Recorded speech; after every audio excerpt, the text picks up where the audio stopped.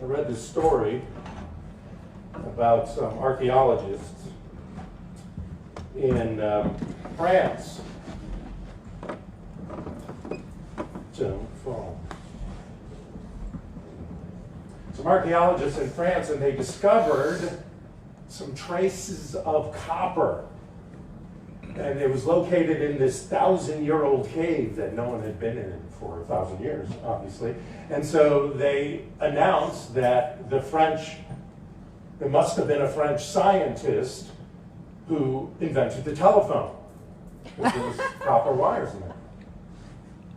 Well, upon hearing this, the British, of course, wouldn't be outdone, so they went around looking for things, and the archaeologists found a 2,000-year-old cave. And in that 2,000-year-old cave were traces of plastic. Plastic, I thought that was the 60s. But plastic, and so they announced that an English scientist must have discovered and invented fiber optics. Not to be outdone, of course, the Israeli archaeologists found a 5,000-year-old cave, and inside they found nothing, declaring that ancient Jews had discovered wireless communication 5,000 years ago. Our best communications are wireless, voiceless, and use no plastic. They are communications that we have in thought, feeling, and belief, and action as well. No words need to be said aloud, because being is the key. Now, what is being? Being is our innate nature, our most basic essence. Now, what is our nature? What is our essence? Well, I want to read you a quote by a woman named Gina Lake. She wrote a book called What About Now? Speaking of now, Reminders for Being in the Moment. And she wrote, a lot of things are inherent in life. Hello. And that's one of them. It is. Accidents are inherent in life. Well, she'll get to it. A lot of things are inherent in life. Change, birth, death, aging, illness, accidents, calamities, although it wasn't really a calamity, nothing broke, and losses of all kind. But these events don't have to be the cause of ongoing suffering. Yes, these events cause grief and sadness, and maybe an interruption, but like everything else, they pass and are replaced with other experiences. The ego, however, clings. See if you've noticed this. The ego clings to negative thoughts and feelings, and as a result, magnifies, intensifies, and sustains those emotions. Everybody had that? While the ego, most of the time, overlooks those subtle feelings of joy, gratitude, excitement, adventure, love, and peace. And those, the latter, come from the essence, come from the divine. If we dwelt on these positive states as much as we generally dwell on our negative thoughts and painful emotions, our lives would be transformed, yes? Yes. Mm-hmm. They get tiring to keep thinking negative thoughts. Oh, yeah. It's just exhausting. Our essence is interwoven with the divine. And we express this essence by our personalities, in our individual personalities, and our volition. Volition is a big thing here, because volition is talking about our choice. And we are always at choice in what we want to think, believe, feel. Oh yeah, you may think that, well, I have to feel this way, this horrible thing just happened to me. Or even, I have to feel this way because some wonderful thing happened to me. I've known people who have wonderful things happen to them, and they still aren't happy. You just won $1 million. Yeah. But it's not 5.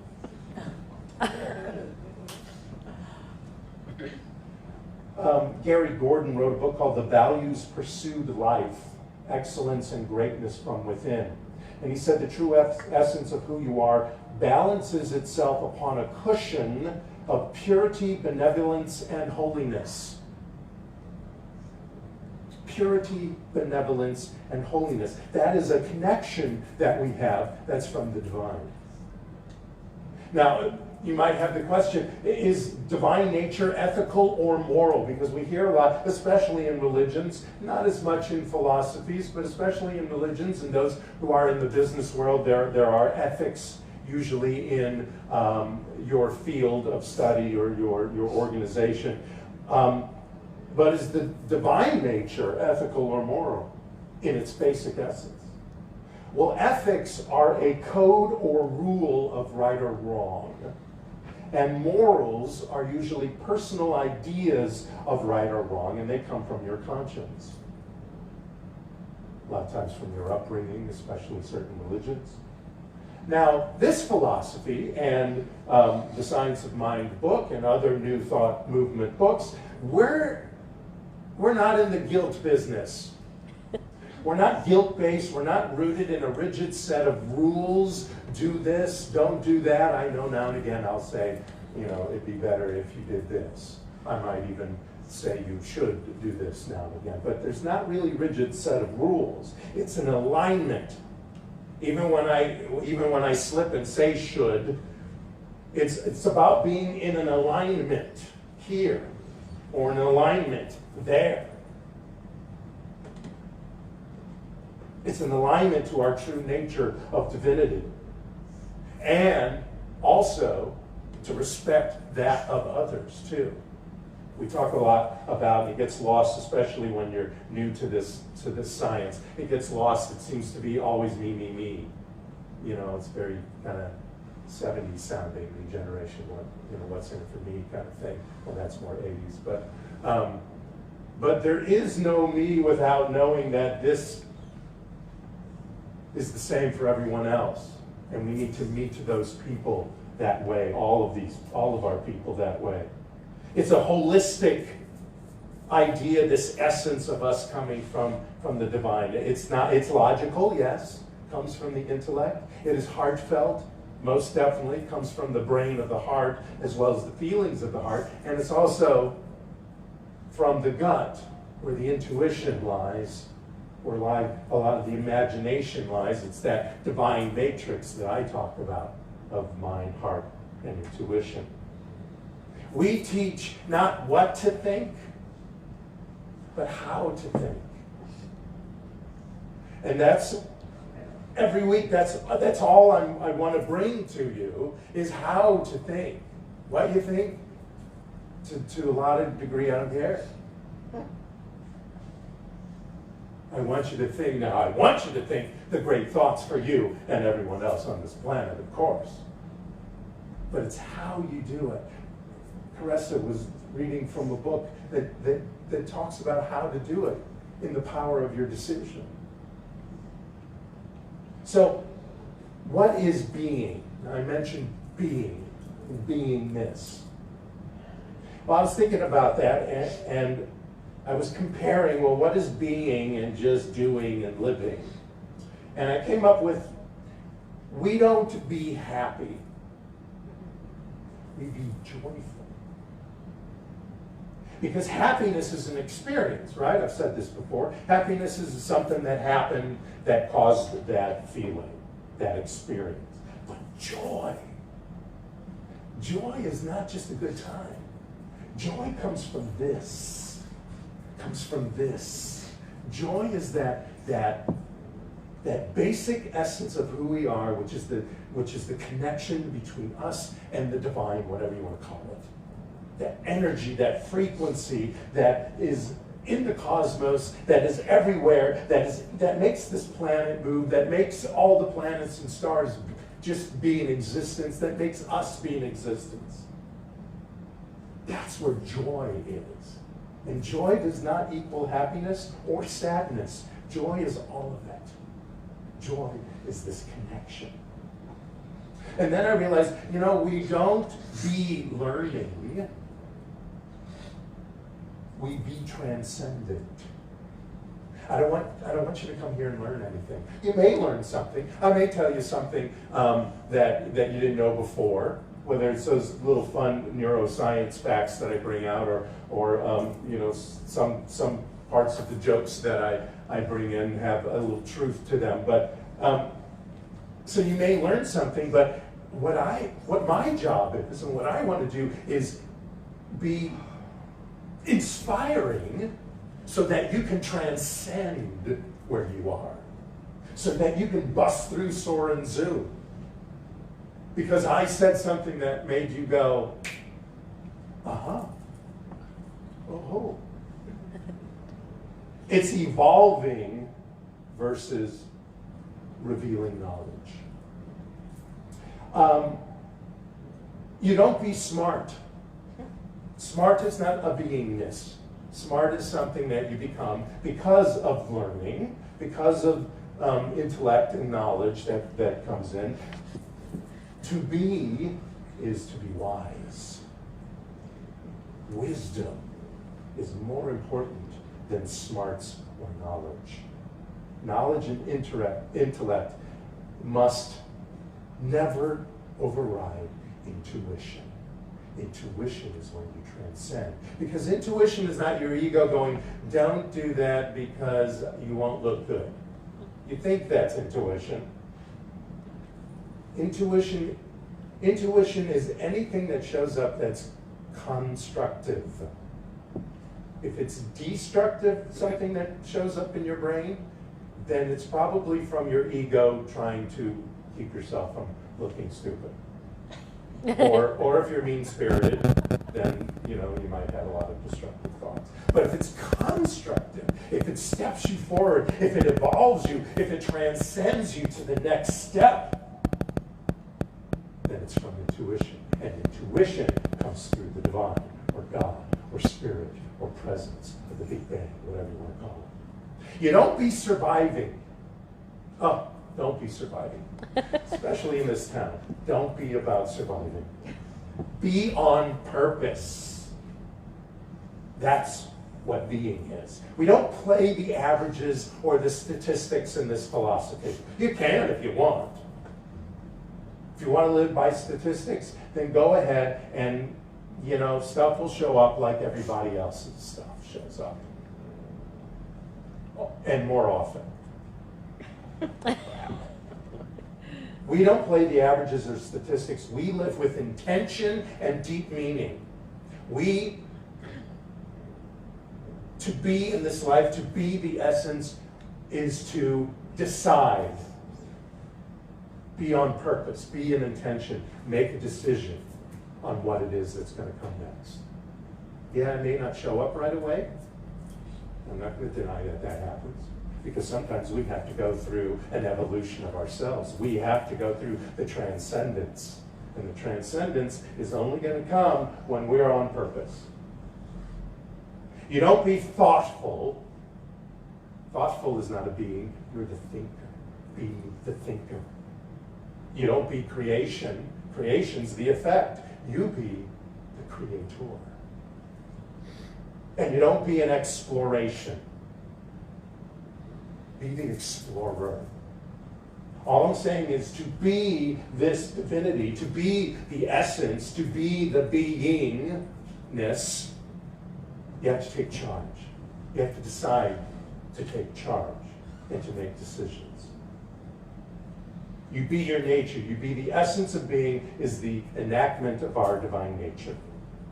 Ernest Holmes said in How to Change Your Life, the science of mind is reaching out to a truer concept of God, immanent in the universe as the very substance, law, and life of all that is. The difference between the older way of thinking and the new is that we have come to see that the one supreme cause and source of all that exists is not a separate being outside the world, but is in fact the actual spirit of life shining through all creation as its very life principle. Infinite in its working and eternal in its essence. So the talk title today was An Ethical Morality. And ethical morality is conduct which is becoming of your authentic self. Now you hear that a lot, not just in New Thought, you hear it in all actualizing psychology and other new self-help kind of stuff. Your authentic self. But this is your authentic self. See, I always come back to these things. Because that's such the truth that God intuited to me. It's conduct becoming of your authentic self. Now, how does this happen? How do we do that? We got to stay in integrity. Stay in integrity with our divine nature. Now, when things happen, we get conflicted by two different courses of action. And we tend to focus on the outward choice. What do I do? What's the plan? What's next? Who do I call? And where do I get? And how much should the check be? And all these outside choices. People tend not to start with inside. To sit down and stop and think about it. Because when you start on the outside, eventually you find yourself having to roll back to find the greater truth. Usually when your choices are not fulfilling or not helpful, and then you're like, okay, I don't know what I'm doing. But okay, let me get quiet. And you get quiet, and then you get back into your essence, and you focus on aligning with your highest nature, and allow that to intuit through you the best course of action. It leads us to a natural flow that comes from divine intelligence, not the intelligence that has shown up in our lives so far. Why not step up? Why not get more information? And that's going to come from the universe. It's going to bring to you, as you open up, as all of us open up in any situation, it's going to bring to you the people, the ideas, etc., that is going to help you make the best choices. In the Science of Mind book, it says, right action will be compelled through right knowing. Therefore, when we know the truth, it will compel us to act in a correct manner. Another way to do this is non-judgment. I know you've all heard about that non-judgment thing, but I'm bringing it up again because non-judgment opens us up. Because when we're all, enmeshed in our biases and our prejudices and everything else, and don't pretend you don't have any in one way or another. They don't have to be the big famous ones that everyone talks about, but we have these biases, we have these filters that we have allowed to stick around. But when we step into non-judgment, the wisdom of the divine, when we sit down and meditate or contemplate on a situation, the wisdom will be the guiding light, because that'll come through an inspired moral action. And we'll see people in situations in their authentic selves rather than some biases we have. That doesn't mean if they did some sort of action that you need to answer in one way or another, that it doesn't get answered, and that somehow, you put these rose-colored glasses on and everyone's perfect, whole, and complete in that sweet and lovely way. Now, they are perfect, whole, and complete, but in that sweet and lovely way where you ignore the negativity.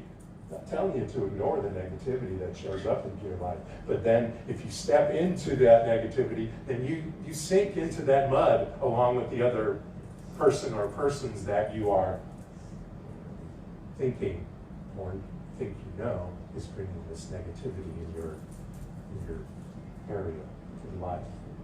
Divine wisdom grounds us in our intuitive discernment of the situation, moving from clarity of sight to pragmatic action. So we want clarity first before we step into the mud. We might have to step into the mud to answer the call of whatever's happening. But then you step in the mud with clarity, not with anger, not with fear. Our essence is a divine discontent. Like the universe, we are bred to spread out. We are bred to evolve. We are bred to expand. We are bred to journey in this adventure of ours called this life. So when we connect with the divine intelligence, the presence, spirit, we will occasionally, and it's okay, feel a divine discontent with life or with parts of our life. That's just a knocking on the door. It's just a knocking on the door from the universe saying, hello, get back to your essence and step forward and allow yourself to transcend. But connect first. You know, we forget to connect. This world is more and more, and it happens obviously more in bigger cities, but more and more is moving very fast. And we feel like if we don't make an instant decision, then we'll get ignored, we'll get passed by, et cetera, et cetera. And we have to know that that can't be true unless you believe it to be true. Now, that doesn't mean you wait weeks for something you could have figured out in a few hours by sitting down and taking time and getting to your essence and being in joy. But that's where we need to start. That's where we need to step back into before decisions are made, before our morality or our ethics are displayed and acted upon. When we do anything, when we approach anything, let's do it with ethical morality. So I want to invite you all to be bold and courageous in your ethical morality. I want you to go the distance with your creativity. I want you to find yourself truly enlightened and intuit solutions and actions and move from seeking comfort to be very comfortable to do very quick decisions that in the end is not good for you.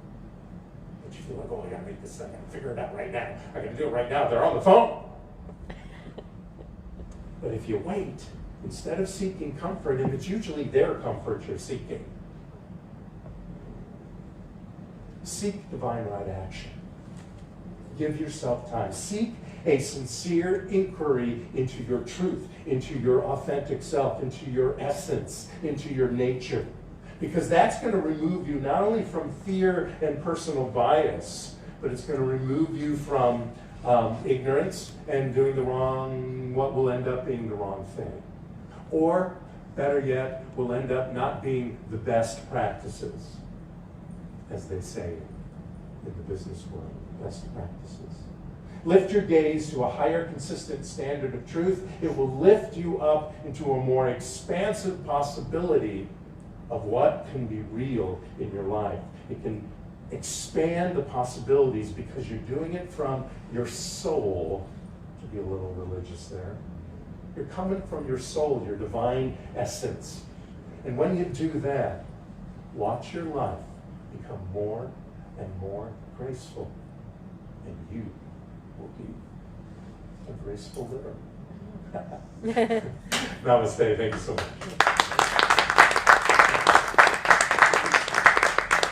Graceful liver or graceful kidney? Or pancreas, whatever that is. So, thanks.